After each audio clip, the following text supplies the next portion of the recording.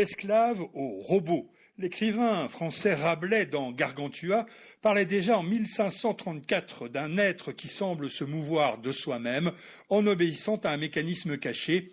Automate, c'était à l'époque le terme qu'on avait choisi pour évoquer ces appareils qui imitent les mouvements et les attitudes d'un être animé, jusqu'à ce qu'apparaisse subitement le mot robot. C'était en 1920 dans une de ces histoires que cette chronique affectionne particulièrement.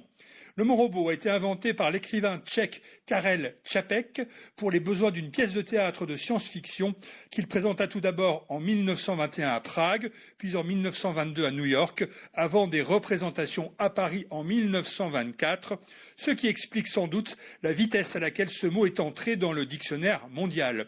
Mais le terme est loin d'avoir été choisi au hasard, puisqu'il descend d'un mot d'origine slave, dont le sens était à chercher entre esclave et travailleur forcé. On en trouve d'ailleurs encore aujourd'hui la trace en Europe de l'Est. Robotnik en polonais ou robotnik en biélorusse, excusez la prononciation, veulent dire tous deux travailleurs ouvriers sur la base d'une robota, comme on peut traduire par corvée ou travail pénible.